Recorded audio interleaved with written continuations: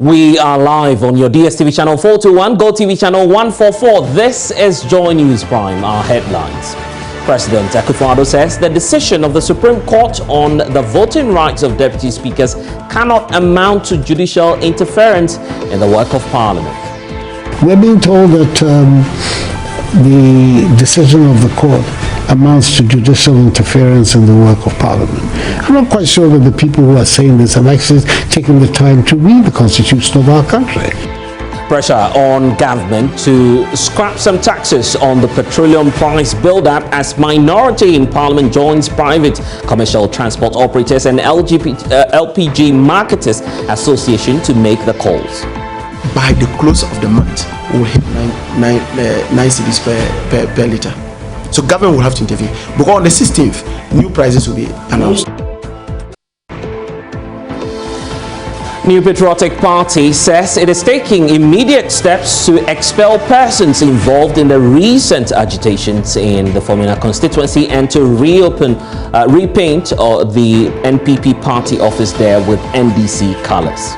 The party has also commissioned internal investigation or investigative processes in respect of these disturbances, and also persons found culpable shall be disciplined in accordance with the party's regulation. 12% of housing units in Ghana remain vacant as young men and women struggle to pay rent or build.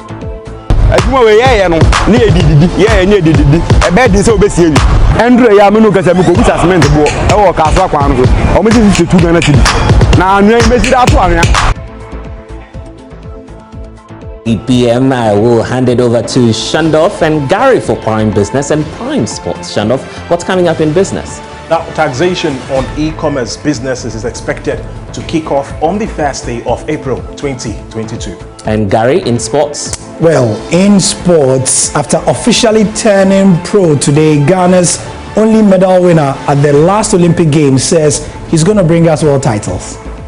We are your home of independent, fearless, credible journalism. I am Blessed Sudan. Stay for details.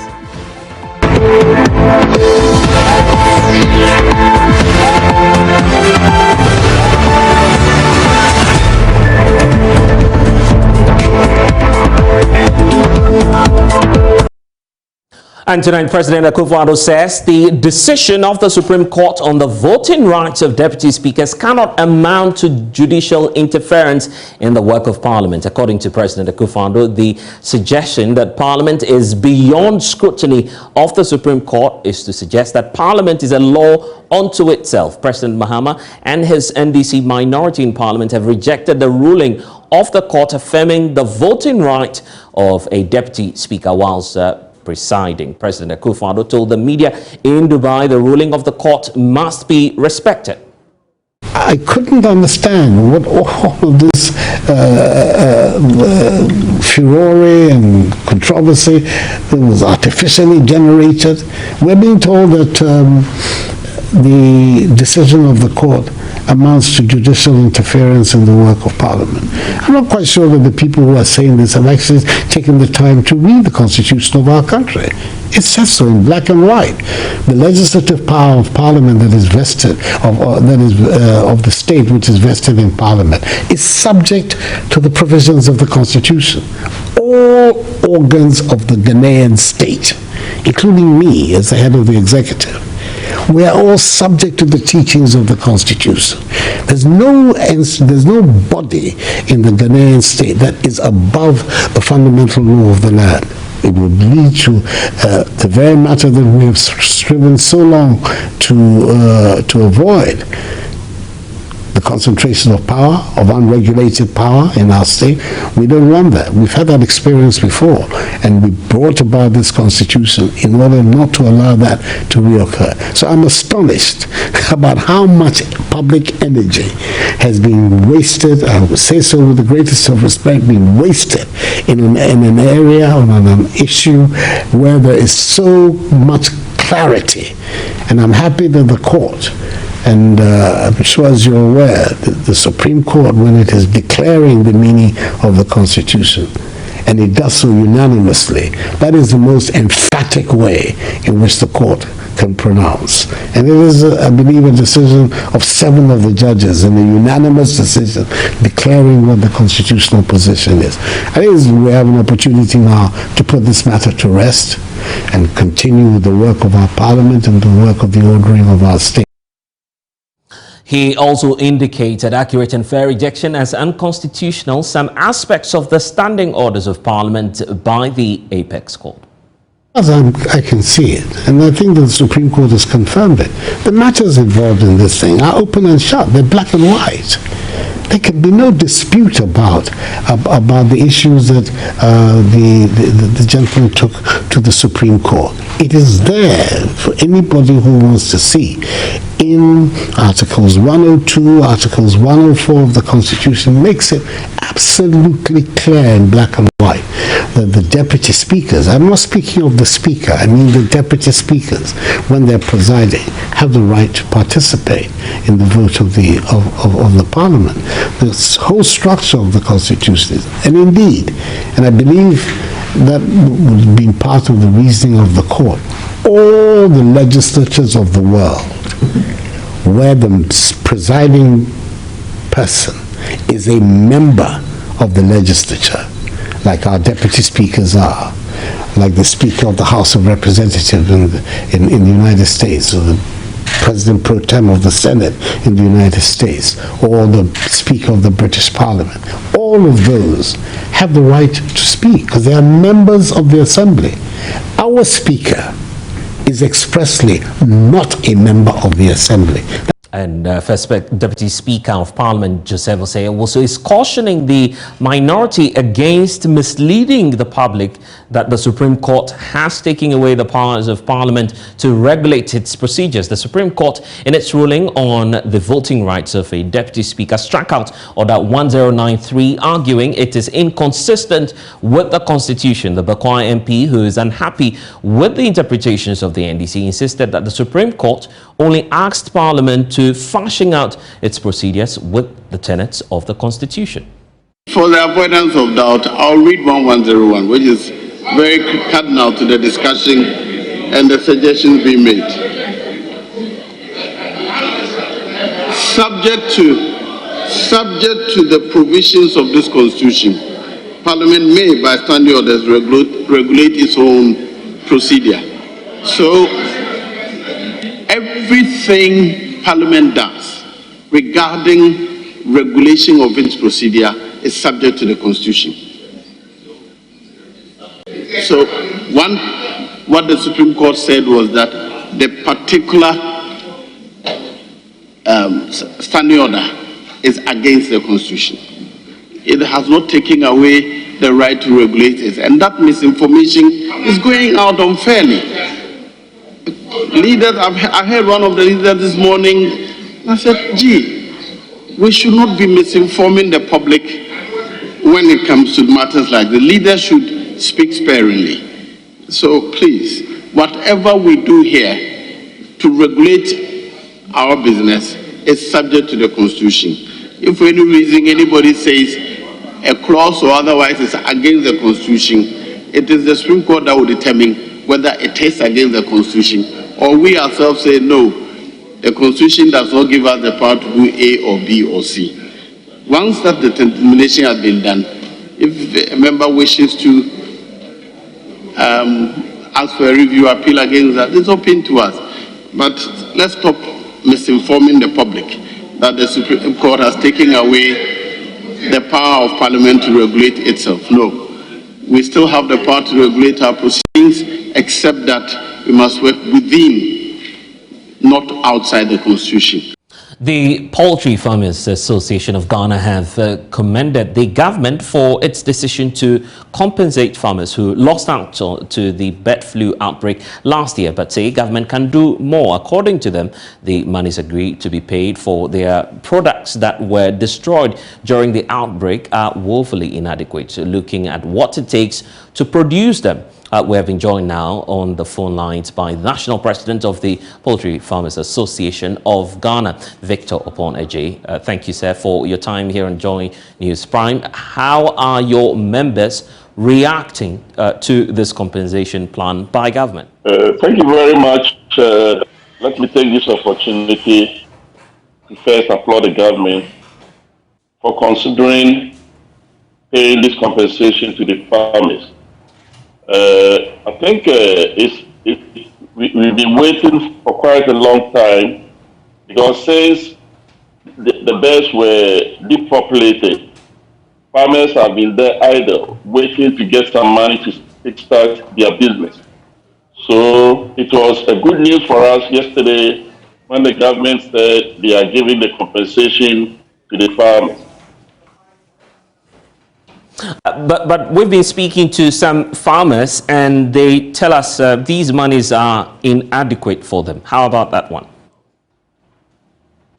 Well, nothing will be adequate, because I think the government cannot take full payment for the whole thing. So, assuming you have a disease like Newcastle or Gumboro, and you lose all your beds, you will not receive any compensation. So, our appeal to the farmers that we should accept this one, and if there should be any negotiation for adjustment, then we do that. But rejecting it is not the best. What has been the level of consultations between your group and that of government?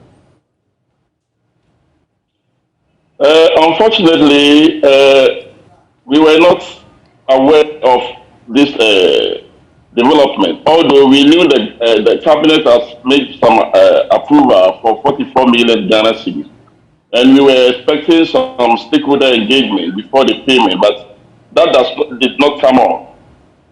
We were only called yesterday for the press release, but all the same, after the press release, we engaged the ministry that that thing should not happen again. I think we always have to do stakeholders engagement before we all come out with a decision as to what and what to do.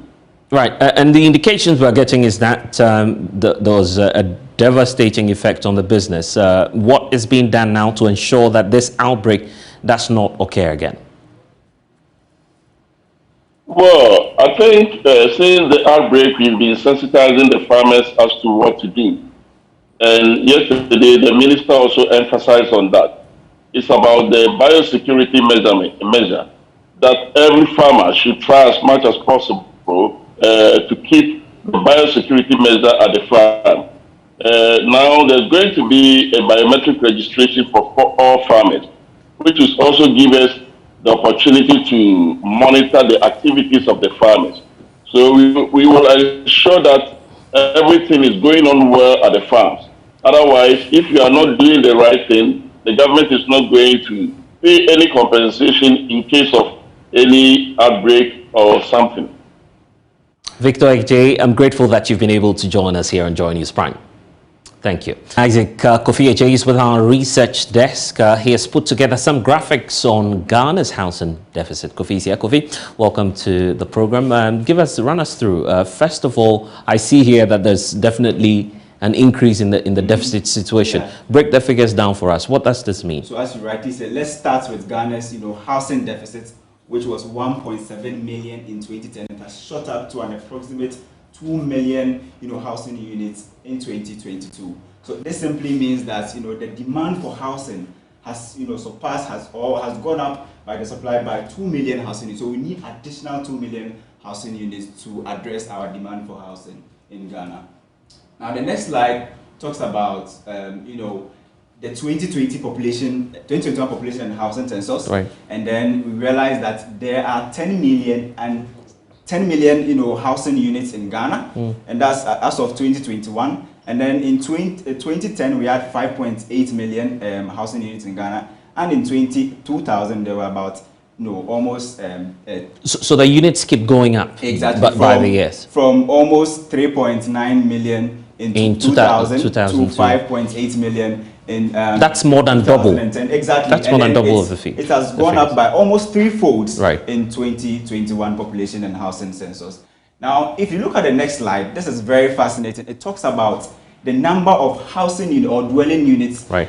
that are vacant. So if you take on the national scale, we have 87.3% of all dwelling units in the country occupied at the moment, and we have 12.7 of this 10 million housing units that we are talking about being vacant. Okay, so now although it's available, you don't have people in there. Basically, that's what it means. Exactly. And what about the urban situation? So if you break this down in terms of rural urban distribution, if you take a look at the urban sector, you realize that the national average has reduced from 12.7% to 11 in terms of the so that's a decline. So let's try and make sense of what's happening now. If you look at the key to this chart you're giving us, the occupied ones are the ones in green. So it indicates what the demand is and what has been occupied. That tells us that obviously 87.3% has been taken, and yet although there's 12.7 available, it's still vacant. People are not able to take over those facilities. Affordability. So if you look at rural areas, in rural areas, people build and then they live in urban areas during occasional periods. They go back to accommodate them, and whilst they are not there, these buildings will be counted as vacant. Now let's look at the next slide, which talks about the regional breakdown. Right. And then you realize that the national average, which is 12.7%, we have about 7 regions having their averages more than the national average. So in the Western North region, there are about 16.3, housing units that are, vacant. Volta region, we have about 14.8, and in the Greater Accra region, it also has an average more than the national, 14.6% of dwelling units in Greater Accra region. And what's surprising is that Greater Accra region appears to have one of the highest demand rates in terms of persons who are looking for accommodation, and yet they're still above the national average in terms of vacancy. So the buildings are actually there, and yet you don't have people living in it. That could be a challenge, right? Exactly. Now, if you look at the Ashanti region, which is below the national, which is expected to be another urban area, right? Yeah, but Ashanti region has more rural areas than in the Greater Accra region. So that's true. Just like we saw that rural areas had more than nearby areas, it has just reflected in the Ashanti region's average as we see it here. Interesting. Now, I want us to look at the cost in terms of affording a house in Ghana. Now, according to the global, affordable housing in Africa, it is saying that the cheapest newly built house in Ghana goes for 134,684 Ghana cedis. I hope we're not scaring quite a lot of people out there. That's the cheapest. Right. And then now, if you look at the average household income of, an average Ghanaian, that is 33,937, cedis. Now, so you would have to work some more. Exactly, you need an additional almost 100,000 Ghana cedis to afford a newly built 2-bedroom house in Ghana. Wow. Now, just that's look at really revealing. Yeah. So you need to work more than, I don't know how to quantify this, because if you want to raise the amount, then it means you need to work overtime. You need to try and do something on the side, try and do other businesses just to make up for this that's over 100,000 Ghana cedis we're talking and if about. you want to go for mortgage, you need to work out an interest rate of more between 10 to 12%. And even with that one, you are getting 2-bedroom average mortgage of close to 150,000. And I guess that's not the end of the story. Yeah, that's not the end. Now let's look at this. This is the type of dwelling units, by type of locality. So if you look at on the national scale, okay, so we have the 10 million housing units that we are talking about. 63.3% of them are separated houses. Now let's look at compound houses on the national scale. We have 20.9% of all housing units in Ghana being compound houses, which is a shared facility. Exactly. Now let's look at flats. Those living in flats and apartments. Just 3.1%. Again, the question of affordability comes in. Now, if you move from the national scale to the urban area, you realize that the number of housing units in terms of compound houses has increased from 20.9 on the national scale to 27.1 in the urban almost areas. Almost a 6% rise. Exactly. So it means that in the urban areas, you have more compound houses in the urban areas than you can find on the national scale, and even in the rural areas, which is around 12.2%. Now, what fascinates me again is the number of people, the number of kiosks or metal containers. Let's look at the kiosks on the national scale. It is 0.8, but if you look at in the urban areas, that's 1.4%. Also an increase. And this should be obviously due to the pressure, and demand, and the case of affordability as well. So people go in for kiosks, metal containers, as a means of dwelling. And Kofi, just before we wrap up, you're projecting as well that the cost of cement may go up, and that's one of the key factors for production. So it may go up from 45. Ghana cedis, we see that probably could be the cheapest you can get in the market, to about 55 Ghana cedis in the coming weeks. And experts say that this, in Accra, we may be selling at almost 60 cedis, that's the 50 kg of cement. Interesting times ahead. Isaac Kofi Ajay there giving us all the latest on the figures. Still to come here on Joy News. Prime pressure on government to scrap some taxes on the petroleum price build-up as the minority in Parliament joins private commercial transport operators and LPG Marketers Association to make the calls. By the close of the month, we will hit 9 cedis per litre. So government will have to intervene. Because on the 16th, new prices will be announced.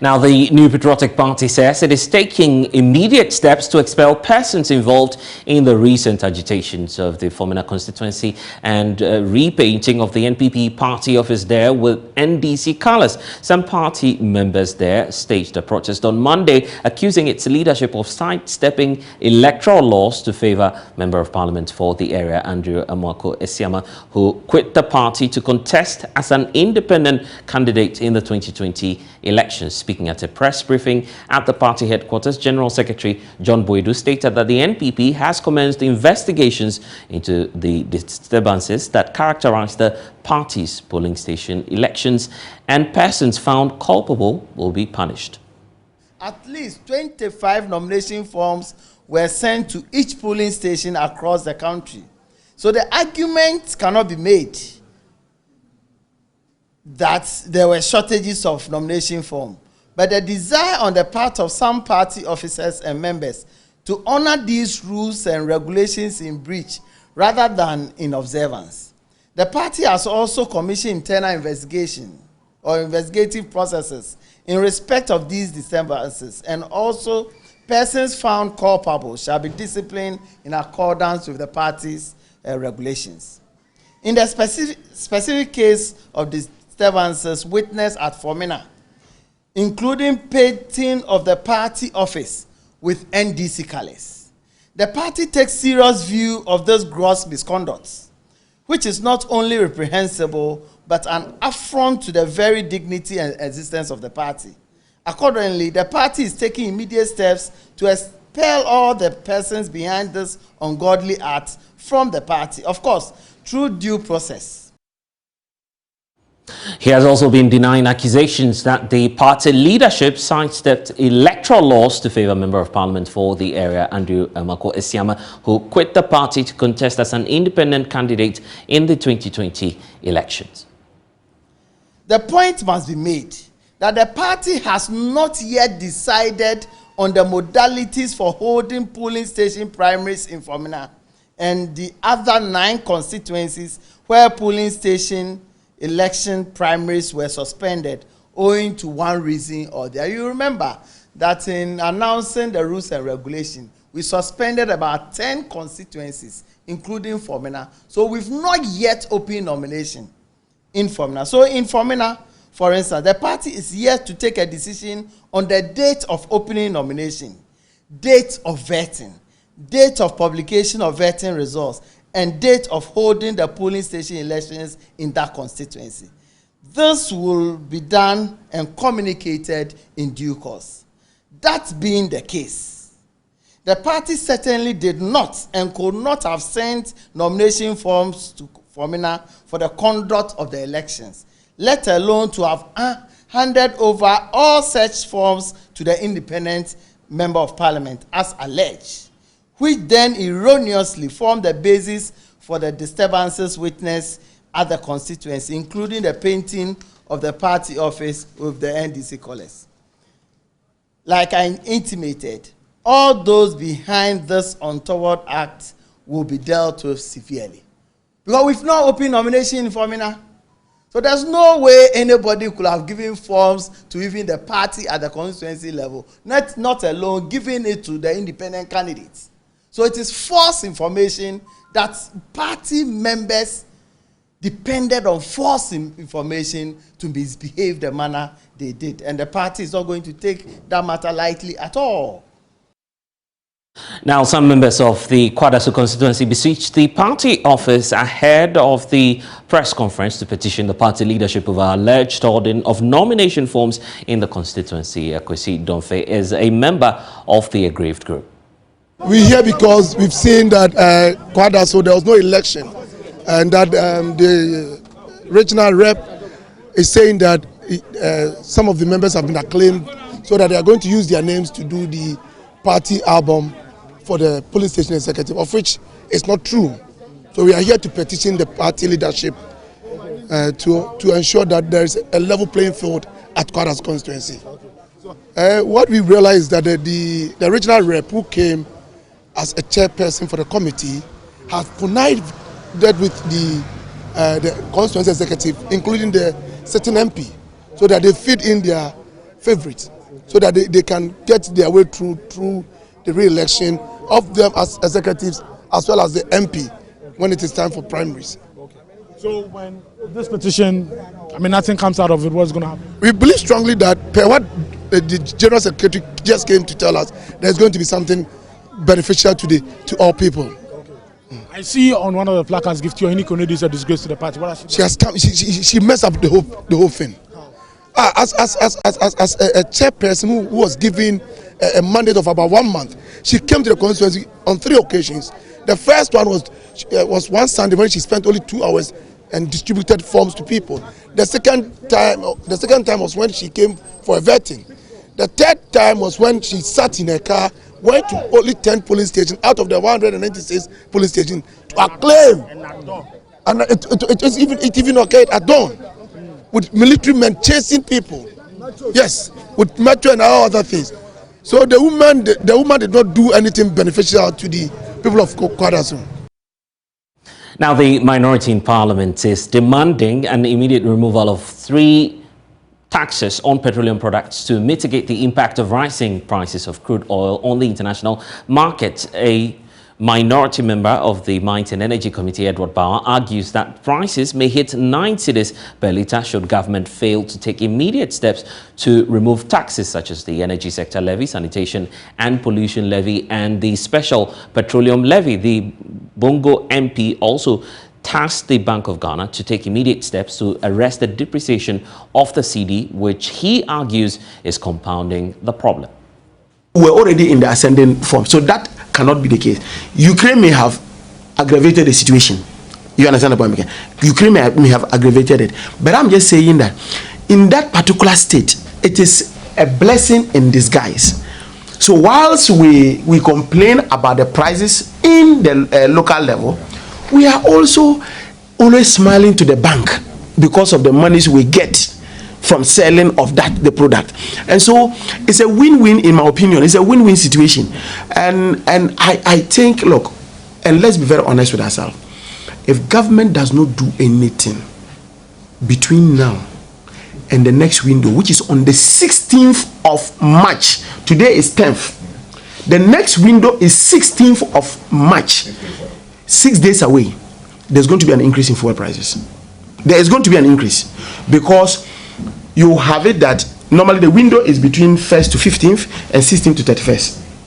And so they announce at the beginning of the month, which is always the 1st, and they do at the middle of the month, which is always on the 16th. So if government does not immediately step in now to do, look, I'm telling you, that by the close of the month, we will hit 9 cedis per litre. So government will have to intervene. Because on the 16th, new prices will be announced. What would have been the implications if we hit 9?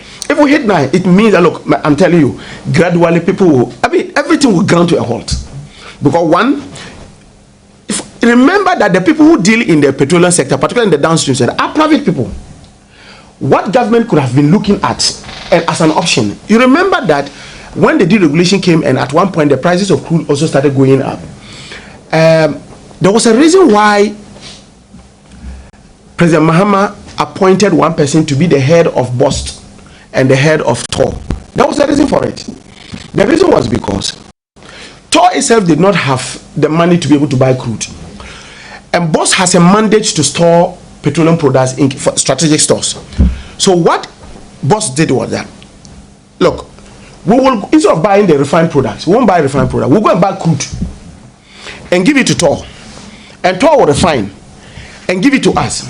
And we will give it to GOEL, which is also, government owes about, because BOST, you remember that BOST owes about 20% of GOEL. Yeah. And government itself, so if you take BOST and then government, it's a central bank, it's about 51%. So they will then take the products and give it to GOEL, and GOEL will sell at a reduced price. And that was why GOEL then decided to open a lot of branches everywhere, said that people can still go and get fuel at GOEL at a lower price. So obviously he ran into trouble. I'm talking of what I could run into trouble with BDCs, because what it then meant was that it was making BDCs not to be profitable, because, and this was the arrangement that was done because government was using state institutions to beat down the price. This government has just simply decided that they can't be bothered. Also joining us via Zoom is Fritz Moses, research analyst with the Institute for Energy Security. Fritz, let me start off by finding out from you, what difference really will it make if these taxes are removed? All right, thanks for having me. Good evening to your viewers. Good evening to yourself too. Essentially, I think what we have to be looking at is what actually is the component of the price in the of taxes in the price build-up. And with petrol around 80 is 20 pesos for some OMCs. The price component for taxes is about 2 cedis 41 or 43 pesos for petrol and about 2 cedis 41 pesos for diesel. And so if the calls is coming on the back of the demand for a reduction of say 1 cedi, even on the price build-up, you can tell how substantial that would be in reducing the cost that we are currently seeing. Of course, the market indicators currently are pointing to a very sharp increase in prices in the next week. That will start somewhere around next week. And so if government really wants to stall the existing or the coming increment that we believe will be very huge and may take a lot of Ghanaians by surprise, it would need to look at how it can immediately before the end of this week and before you even enter the next pricing window, cutting down its taxes in the price. But we believe it's something that it can actually do in a day or two. You've just made projections that the prices may go higher, but will we cross that 9 cedi margin? Well, essentially, the current figures we are seeing is that for just the last 2 windows that we saw, in the last pricing window, at the end of that window from somewhere 14th of February to somewhere the beginning of March to date, as at yesterday, the cedi had depreciated by some 4.5%. That aside, the price of petrol had increased by close to 23%. Price of diesel had also increased way beyond 24%. And unfortunately also for price of LPG, it has increased by some 21% on the international market. Now, of course, BDCs and importers that are bringing in these products will look at ways to increase their margins in order to make up for the extra costs that they are being made to incur. And also, of course, to also make profits on these costs that they've made. And if that's the case, we look at the rate of increment, and the fact has always been that we have not crossed, we haven't reached 8, even 15% increments in a very long while now. I mean, the last pricing window, we saw an increment of around 11% for both products. And so reaching 20%, we cannot just oppose to see how the increments may be going forward at the various forms. And that's very huge, right? Because the two factors, the cedi that keeps, depreciating against the dollar, and then also, of course, the international market prices are all coming together now and pushing high in the next window. Okay, so in the meantime, what do you suggest consumers do to cut costs? Well, I think what we can do is to, as consumers, we can look at ways to cut down our, on activities that do not really require for us to use more petroleum products or to use fuel in our various operations. That aside, I think if there is a need for consumers to still go ahead to use it, they should cut. They should keep in mind that prices will not be the same as we are seeing now, somewhere mid next week. Fritz Moses, I'm grateful that you've been able to join us from the IAS. The Attorney General says the police investigators have gathered evidence to sustain the charge of treason felony filed against Fix the Country movement lead convener Oliver Barker-Vormawor. Mr. Barker-Vormawor, who is said to have been unwell, has through his lawyers put an application for bail. He is facing the charge of treason felony over allegations he has instigated his members and members of his group to overthrow government. The AG has in documents detailed what police investigators have uncovered so far. Court correspondent Joseph Akable reports. Oliver has been in police custody since February 11, 2022. 3 different courts have turned down separate requests, all freedom. His lawyers are now making a fresh push for bail at the High Court. Documents filed in opposition to the bail on behalf of the Attorney General spells out challenges investigators have faced so far. The AG says the youth activist has refused to obey a court order requiring that he grants the police access to his mobile phone. A search warrant is also said to have been granted police investigators to visit the residence of Mr. Barker-Vormawor. The AG says he has failed to show the police any fixed place of abode within Ghana where he resides. Sources within the camp of the Fix the Country campaigners team have described the allegations as untrue. They will urge the court to disregard the allegations. The application for bail was to be heard on Thursday, but was adjourned as lawyers for the youth activist said they just received documents filed by the AG's office. The case will be heard on Monday, March 14, 2022. Now, following the steady rise in fuel prices, many people, including yourself, have considered other modes of transportation.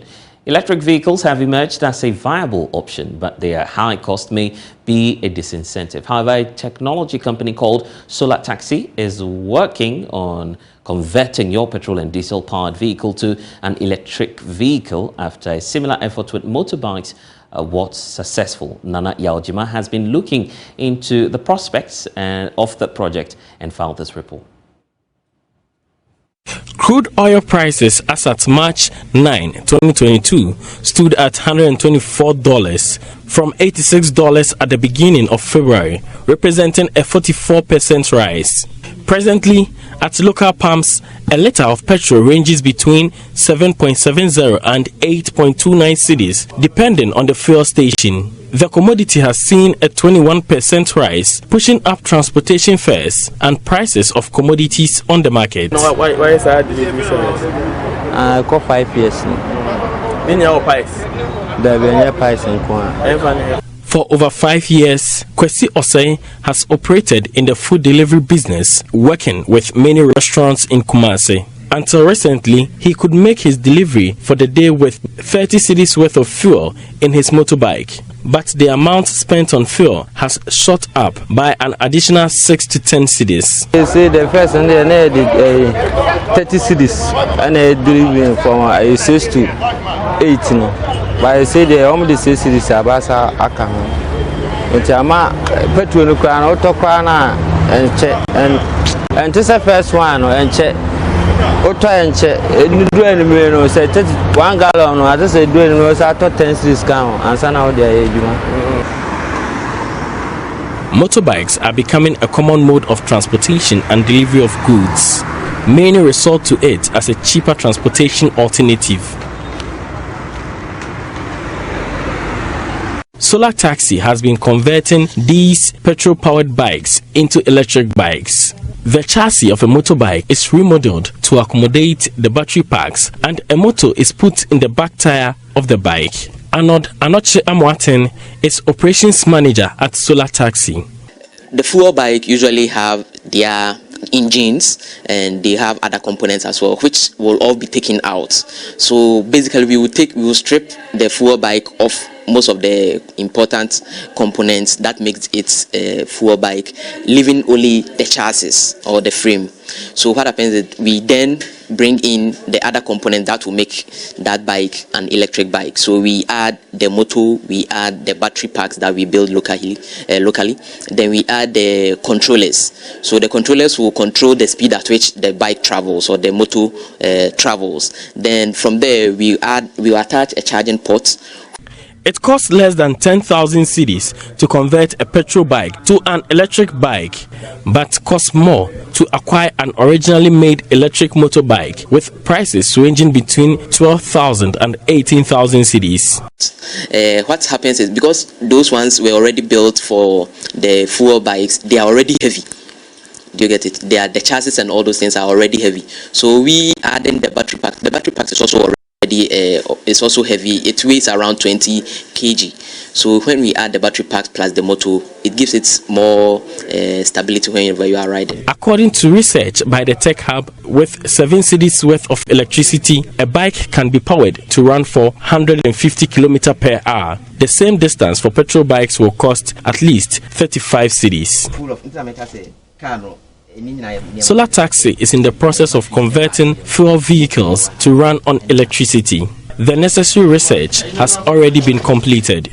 That's why I said in the middle of the year, but latest by, in fact, you give us up to the middle of the year, you should see something. You've done some works already? Yeah, we've done all the preliminary works, we've done all our calculations, we've done all our inquiries, we've done all our research.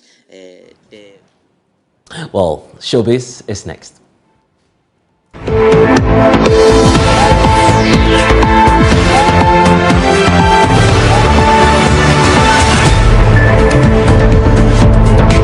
It's time to check out what's happening in the world of entertainment. Becky's here with a big surprise as well.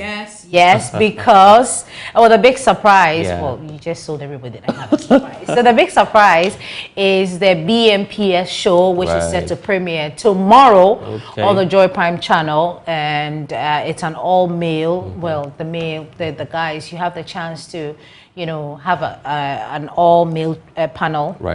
For yourselves. You get to talk about a lot of things that men think about. So if we're all looking forward to this particular show, but here is what you should expect. We're all excited about that. I am definitely looking forward to that. I want to. I'll be getting text messages right now to be on that show. Those of you, that's okay. You should. Right. But as you continue to celebrate Ghana Month, we're putting the spotlight on Wiyala from the upper West region. She's a beautiful musician, and so on Spotlight this evening we're putting it on Wiyala for her contribution to show business in Ghana. Thanks for joining us. Anytime. Right, but that's all for Joy News Prime. My name is Blair Sugan. There's more coming your way on the Joy News channel. Stay with us.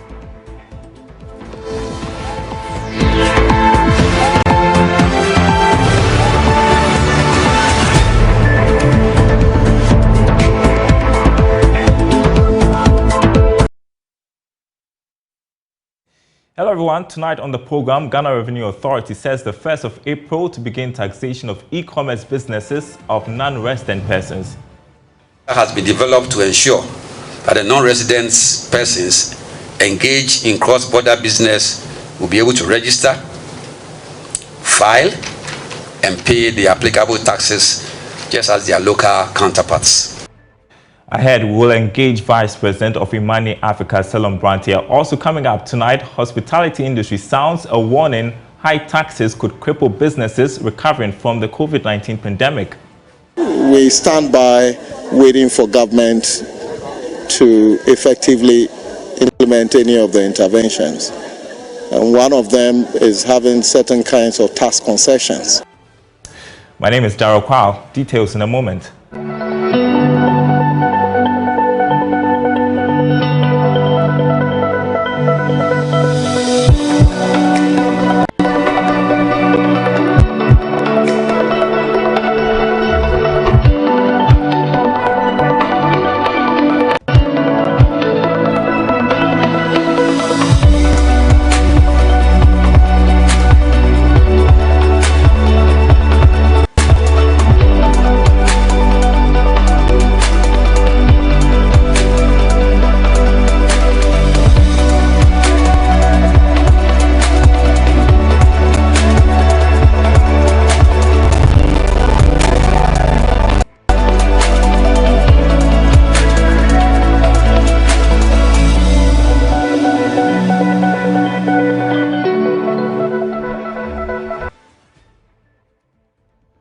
Well, first up tonight, the Ghana Revenue Authority has set the 1st of April to begin collecting taxes from non-resident persons who operate online businesses or e-commerce. The move is to ensure that the country mobilizes adequate revenue and widens the tax net for national development. Speaking at the launch of the e-commerce portal for tax registration and compliance, Commissioner General of the Ghana Revenue Authority, Reverend Dr. Amwa, said all is set to ensure the taxation of non-resident online businesses. Portal that has been launched to track and trace earnings of social media and online businesses is going live before the April deadline for collection of taxes. This initiative will serve as a pilot with the overall aim of taxing all social media and online operations in the country. Here is Commissioner General of the Ghana Revenue Authority, Reverend Dr. Amishadai Osuamwa.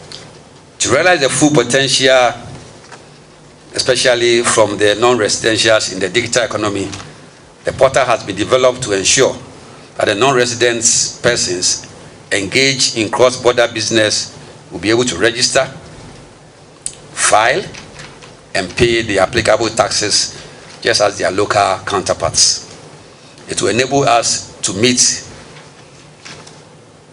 or contribute towards the meeting the targets for our 2022 budget, as well as bridging the tax to GDP ratio challenge that we have, so that as in Ghana, we can also move our tax to GDP ratio to the 16.5, 17.5, and 20%. Although this is just a pilot phase, the country is likely to generate some 1.7 billion cedis within the first year of implementation. Yes, currently we are expecting that initially we should be able to do about 1.7 billion for this years. Yes, but going forward, we expect the figure to increase significantly. Now, what we have done is to make sure that as people comply and then the volumes also increase, we'll be able to also increase their revenue. And then, as I said, this will also be used later on. In fact, not even later on. We also have the system in place, same system in place that we're going to use for the EVAT. And the EVAT is something that we have talked about for some time. All non-compliant companies will be blocked from doing any profitable business in the country through a system operated in collaboration with the Bank of Ghana, also known as social media tax. This tax mechanism will also capture businesses on Facebook, WhatsApp, Netflix, Amazon, among others. Joining us is Salom Brantier. He's Vice President of Imani Africa to discuss this. Great to have you on our program tonight, Salom. So we saw an online boom during the pandemic. I guess it is only natural for government to want to make money from operators of online businesses. Your thoughts on this move by the Ghana Revenue Authority? Yeah, I think, good evening to you and your listeners. I think it is a step in the right direction because in other countries or in other jurisdictions, such providers also pay taxes. In as much as we consume, we do not just patronize the social media platforms, but we also consume different kinds of content and also gain different kinds of benefit from it. Some of it also commercially. So it is just this is something that everybody who is in the industry would have anticipated by now, since most trade is also moving onto online platforms. It is very important that the GRA also looks to maximize revenue from these platforms because they form a huge part of commerce as it is today, especially with things like subscriptions, especially with things like paying for services on the platform, and even to some extent the kind of revenue generated by these companies based off adverts and things like that that people put on these platforms. So once they benefit from Ghanaian consumers in terms of payment, it is just right that such benefits should, or some of those benefits should be directed to the country as well as to the revenue authorities here. Else it will be revenue leakages that would also not allow the revenue projections of the country to be established or well garnered or taken advantage of. Has this got the potential of discouraging people from online business? The initial reaction, I'm sure, will be one where some of these services or the continuing of some of these services will dip. But I do not anticipate that to be something that will be long term. Because of the fact that when we are buying things from, let's say, the shop, for example, we still pay these taxes, and nobody really complains about it. So it's just a kind of extrapolation of these taxes, but in a digital format. And so I do not see why we should resist such things, especially at a time when the nation also needs to maximize as much revenue as possible, since some of the traditional methods of commerce and the traditional methods of doing business have changed, and therefore have meant that the revenue or anticipated revenue that the government would have made from such traditional channels would have diminished significantly. And how about concerns? Well, eventually it's the user that is also paying the cost for services by these online businesses. Yes, the user would pay some of the cost, but I'm sure that based on the quantum of tax paid from the user side, especially when you look at things like value-added tax, there would be a time when some of these platforms would have to have some kind of taxation arrangement. That would also mean that they also pay their part. Twitter already has an office in Ghana, for example, so it will be easier to tax Twitter. With Facebook and TikTok and Amazon and some of these other channels, I believe that certain high-level arrangements can be made based on the tax that is generated from the users here, to also define a component of tax that these companies should be paying to Ghanaian authorities. In the bigger jurisdictions in the world, this exists. And Ghana being one of the biggest and most important markets for social media and internet consumption in West Africa, should not be exempt from some of these. And I believe that these are the things that would also help ensure that organizations that are running these platforms would also obey local rules and also be subject to certain local laws when it comes to conducting business in the country. And this also means that if local companies also develop and build their platforms, they are not shortchanged because they pay taxes locally. And these ones are even bigger with more capital, and they run more internationally. Everybody pays their component of tax, and then the local companies are not cheated, in quotes, if you should put it that way.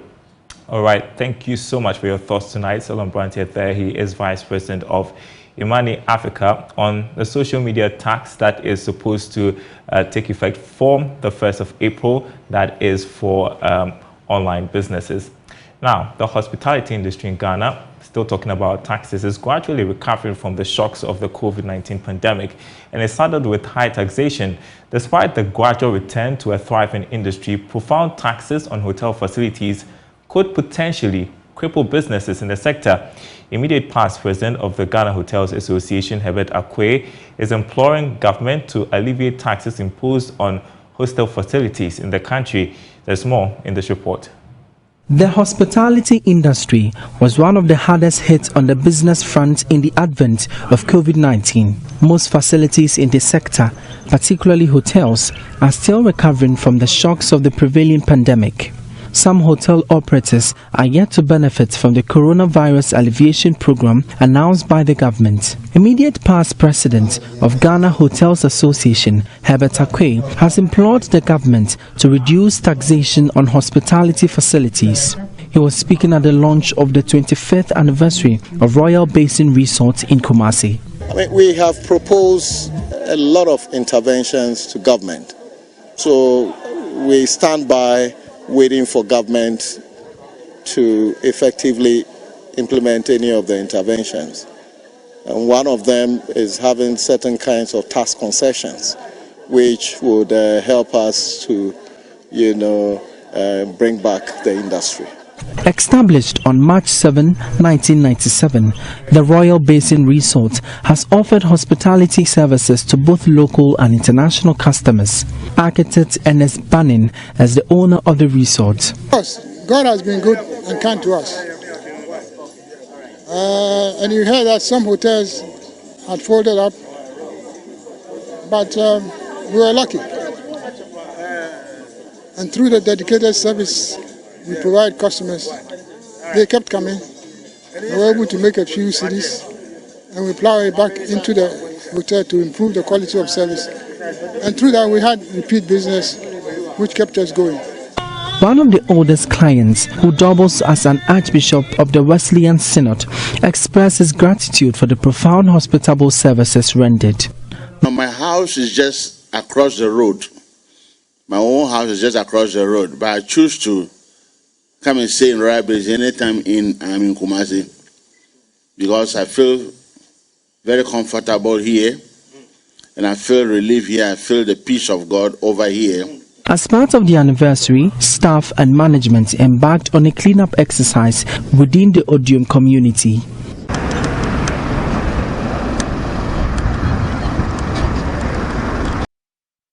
You're watching Business Live. We're taking a short break. We'll be right back.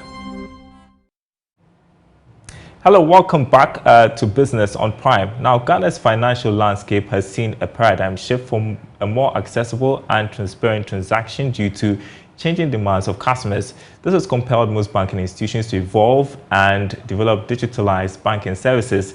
The Chima Mponya Rural Bank PLC, in the wake of the prevailing pandemic, has reiterated the need for customers to be integral in product portfolio design.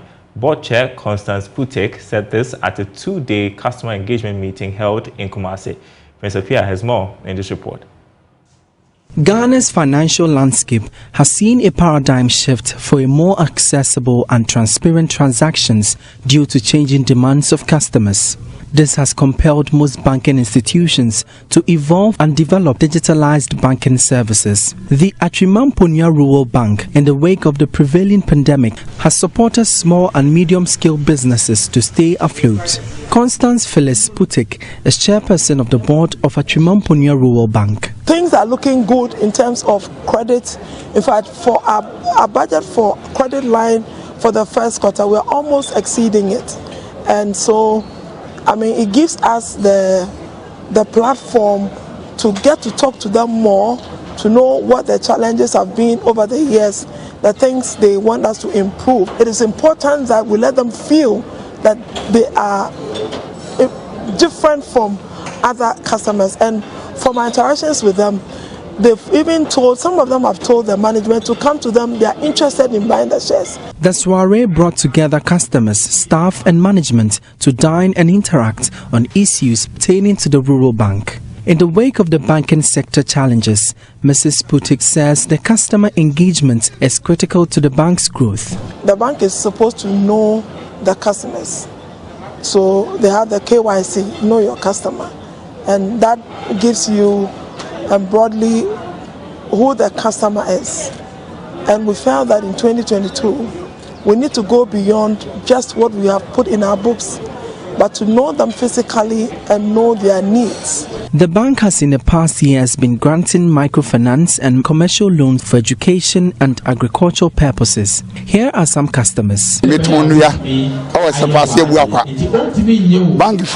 bank has been helpful in my business transactions for the past 25 years.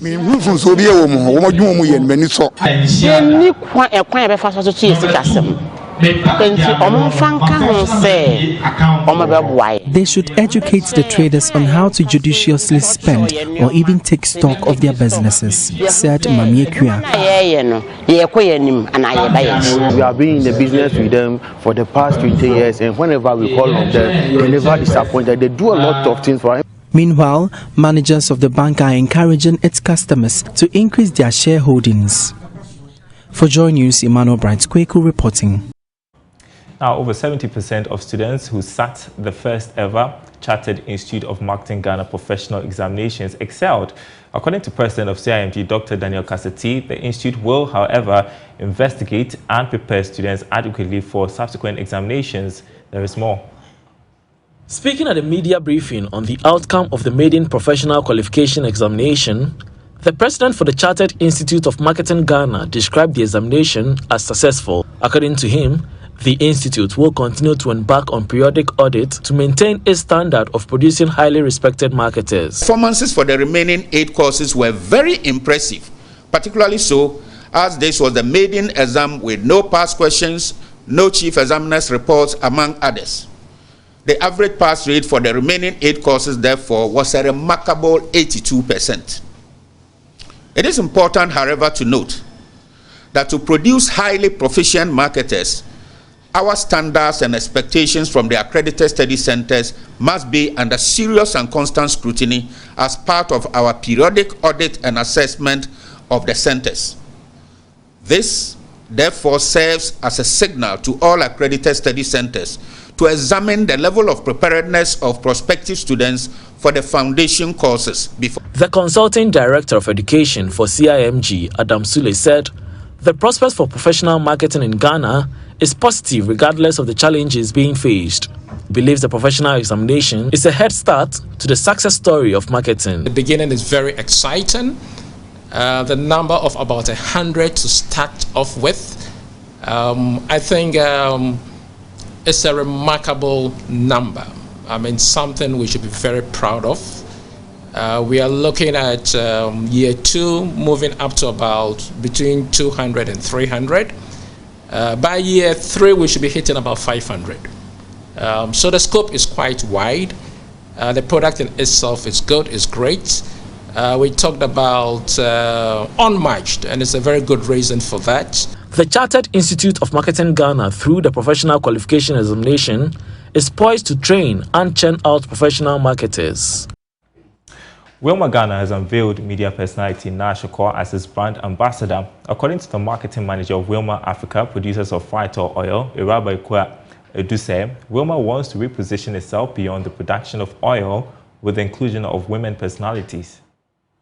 A brand which has been in the market for about 3 decades, Phytol is noted as the preferred choice of edible oil in Ghana. Since it was acquired by Wilma Africa about 10 years ago, the brand has repositioned beyond the production of oil with the inclusion of women personalities. Iraba Ikwa Eduse tells Joy Business the decision to engage Nash Okor to represent the brand Wilma Africa. We felt there's no other person than Nash Okor, who is very instrumental in championing the cause of women.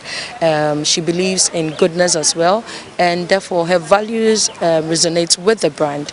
And we felt as management that this is the person that should be able to lead this cause for us, or lead this campaign for women, and help us get all women to be aware that they deserve so much more and they deserve a life of goodness. Iraba also revealed that Wilma Africa has launched a campaign dubbed "You Deserve a Good Life," aimed at encouraging Ghanaians to eat healthy. We believe in women wellness, women going places, and not just women, young adults as well, supporting them not just in health ways, but also physically, their physical and mental wellness as well. To be able to charter this cause, we have brought to you the new campaign, which is "You Deserve a Life of Goodness." And why do we deserve a life of goodness? Is the fact that there are little things in life that you can pause and enjoy. Many times we are rushing through life, we want to juggle a lot of things at the same time. So we want to achieve so much more in so little time that we forget about ourselves. And so we feel that people should be able to give themselves that treat in their meals. We are not saying you should cut down on your meals, but eat healthy, good meals. Nash Okor describes her engagement as brand ambassador as a call to duty.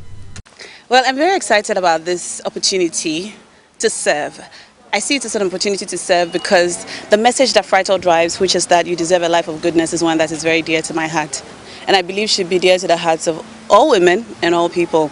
I mean, women are the very heart and soul of our society, from the home to our workplaces and everywhere. When the woman is well at home, everything is fine. And that's your business update tonight. We're leaving you with some news from around the world. My name is Daryl Kwao. Thanks for watching.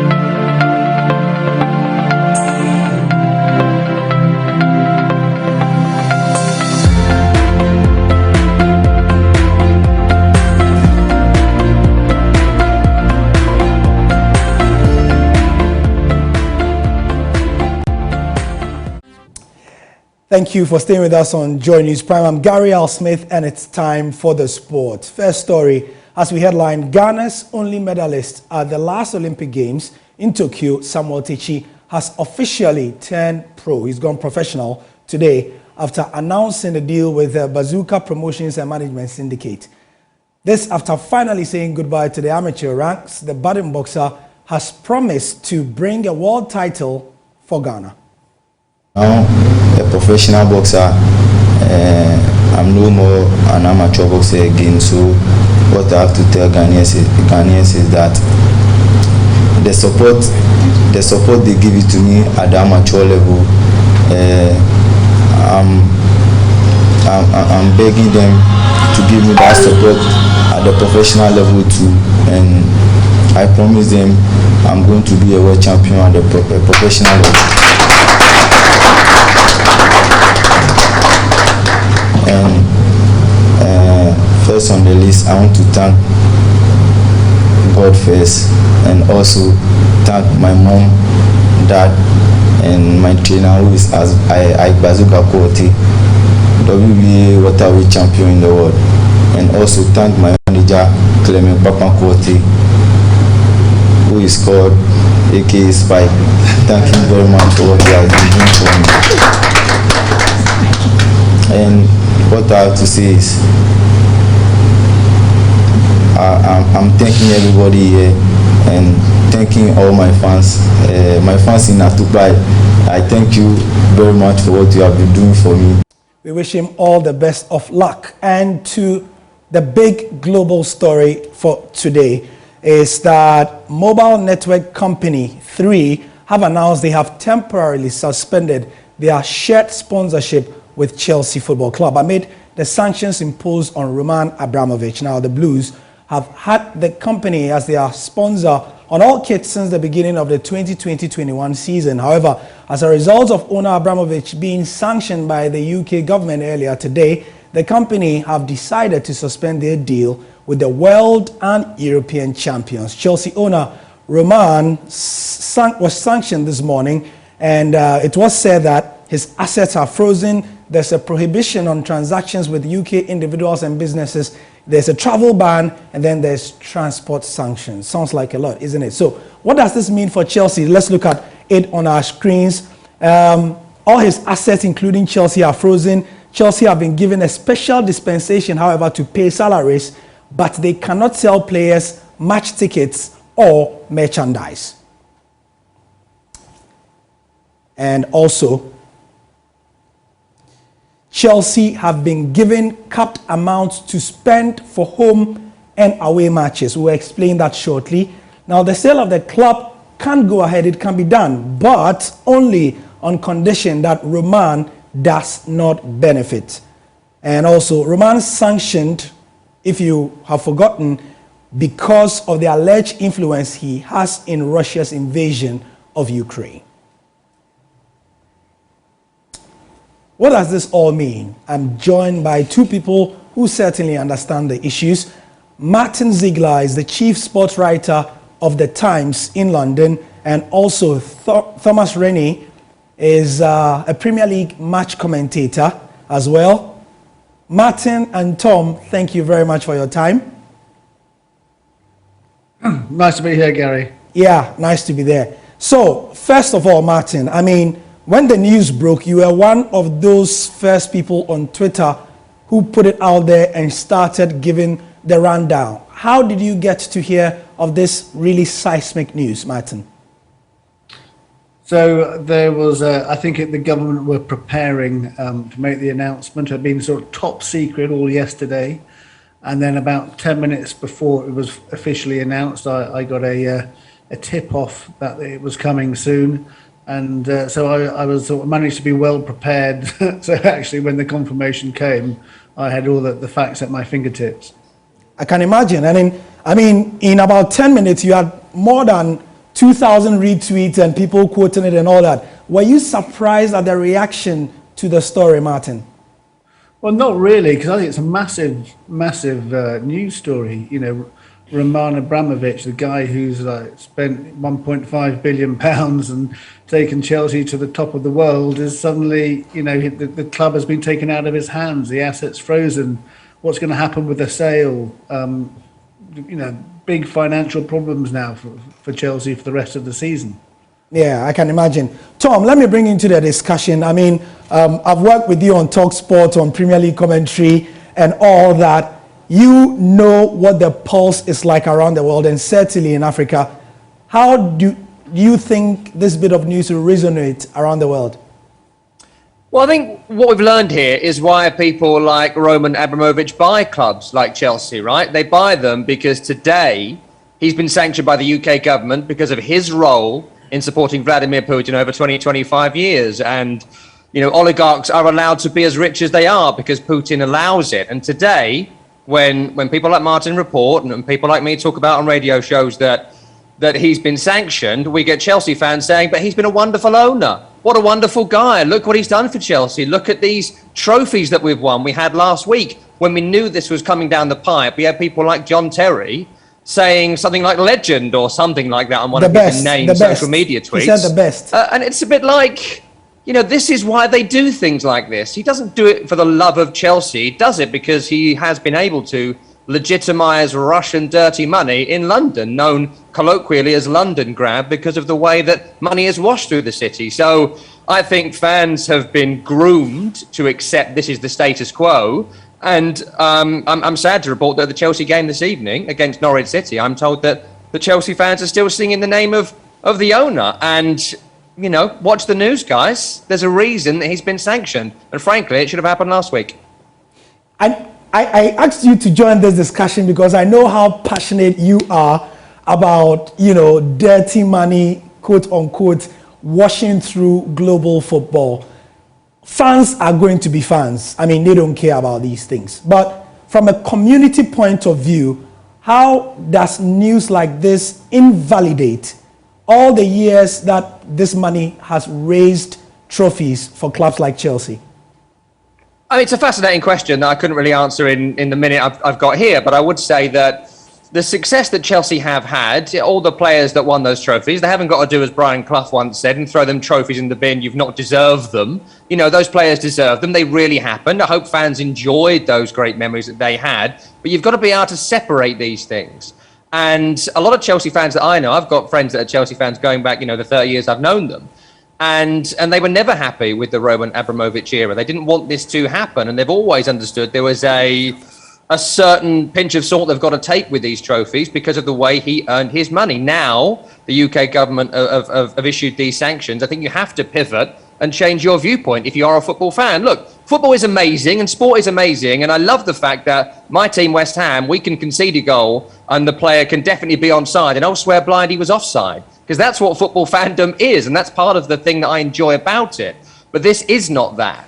And I would suggest if you're still supporting Roman Abramovich and not Chelsea Football Club, who are, I think, 117 years old today, then I would suggest that you've got your football scarf on a touch too tight. Interesting. Let me come to you, Martin.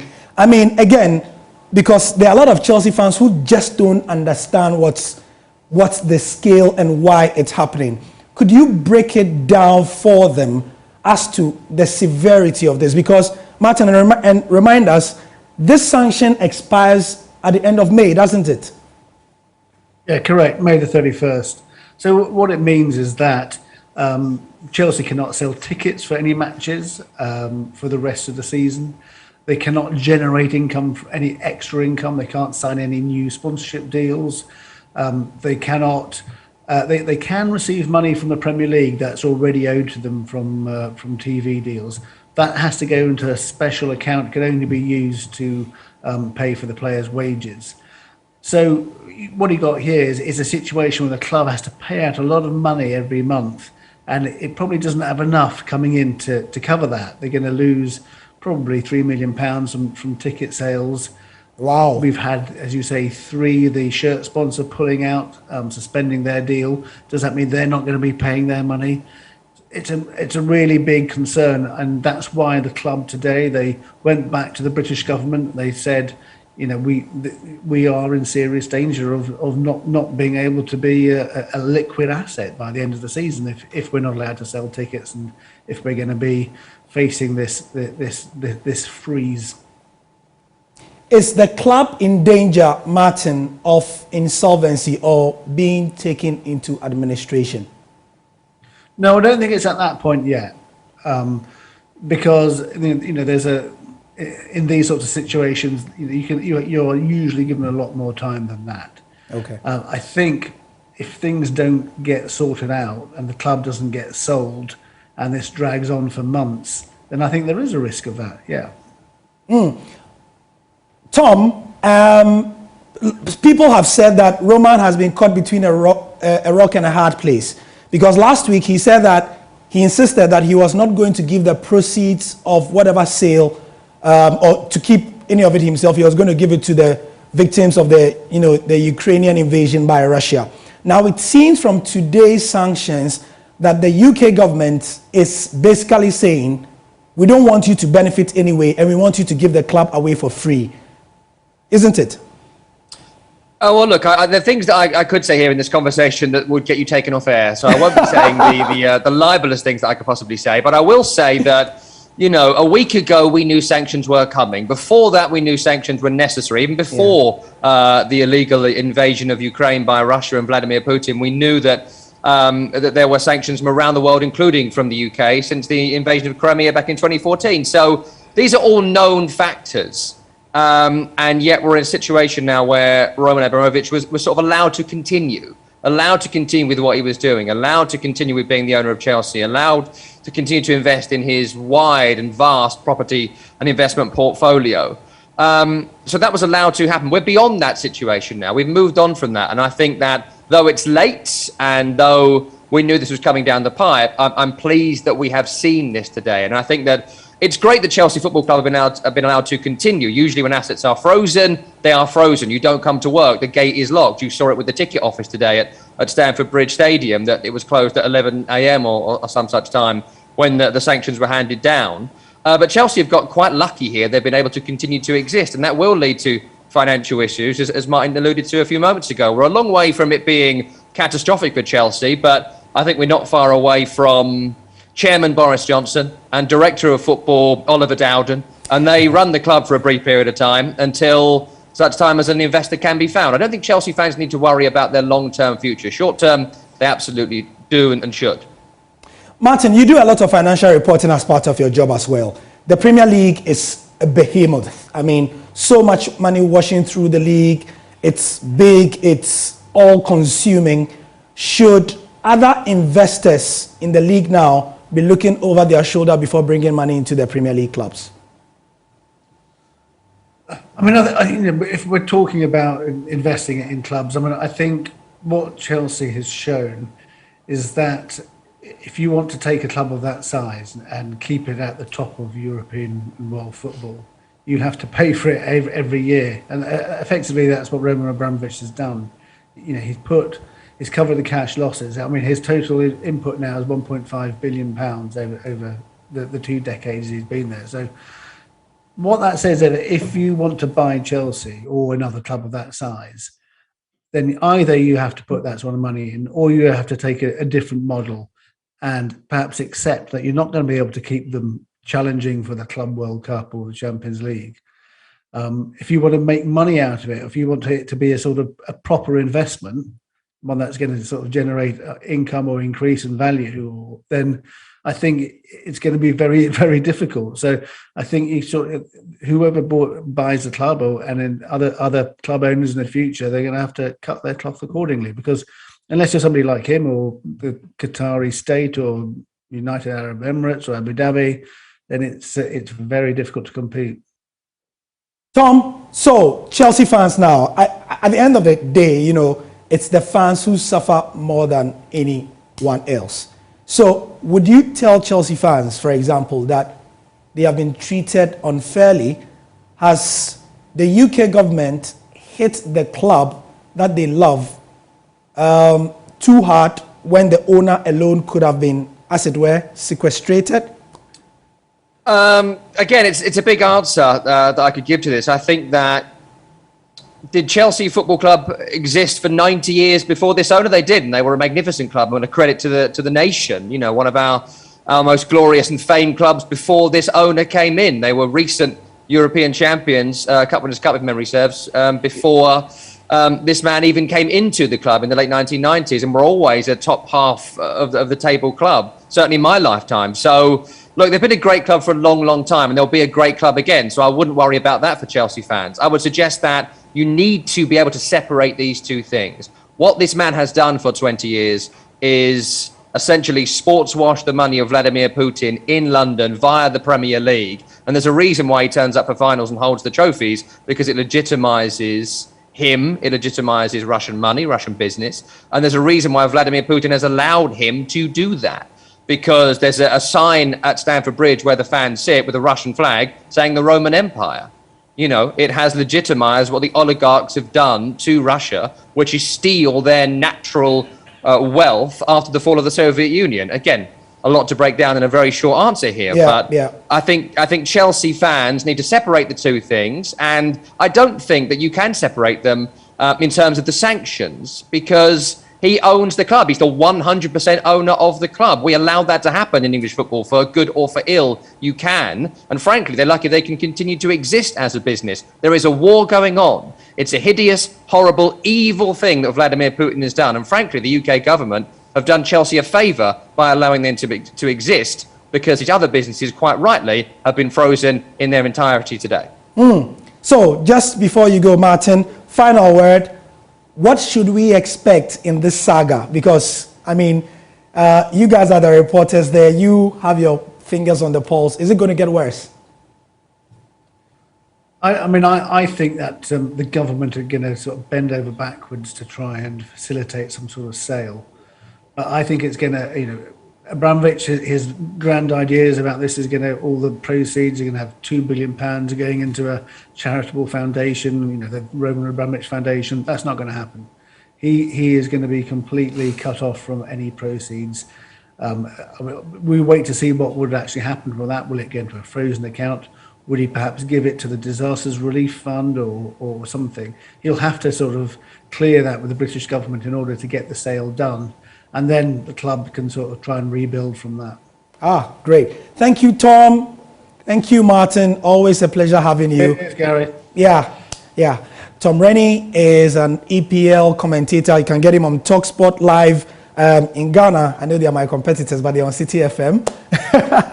And you can get Martin Ziegler on The Times, and he's also on Twitter, always smashing the headline stories. Cheers, guys. So that's it for the Chelsea bit of news. When we come back, the Jollof Derby. What is the latest? Ghana have a key player injured. We'll be doing that to finish the sport. Stay with us.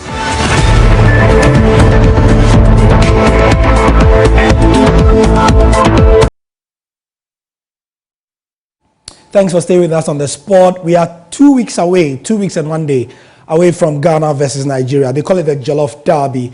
And the Black Stars have been dealt a blow. I don't know how massive it will be ahead of the 2022 World Cup qualifier two-legged affair. Baba Rahman is injured.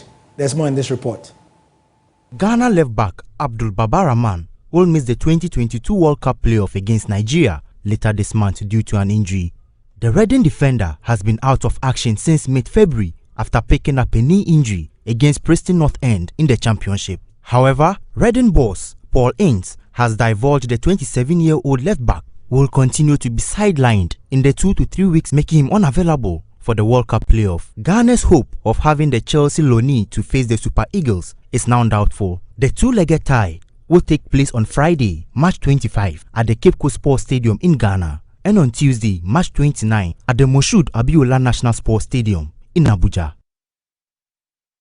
So it's just one of the news tidbits ahead of this one, and we try to periodically update you on what's going on. Yesterday, I was telling you that the Cape Coast Stadium pitch is not looking too good. Let's look at some of the other tidbits ahead of the game in 2 weeks and 1 day. So we do know that Nigeria have given the ticket prices and they have put it out for us, and so that's just one of the stories. Also, Babaraman being injured rules him out of the squad, which is expected by the end of this week. The squad is expected by the end of this week, and the Nigerian FA has requested 10,000 tickets from Ghana, and the Cape Coast Stadium seats 20,000, and Nigeria said they want 10,000 tickets. That should be interesting. And like I said, the NSA are racing against time to fix the Cape Coast Stadium pitch. While the ticket prices for the return leg in Abuja have been announced. So if you are going, it will cost you about 200 cedis. That's the cheapest ticket if you put it into Naira, and all the way to about 10,000 Naira. So that's about it for the sport for now. Thank you very much for your time. I'm Gary Al Smith. Later tomorrow, we'll be telling you about some Nigerian players who have signed big deals with Barcelona and more. You can get more on myjoyonline.com, and we're also on social media: Facebook, Joy Sports, Twitter, Joy Sports GH, and Instagram, joysports.gh.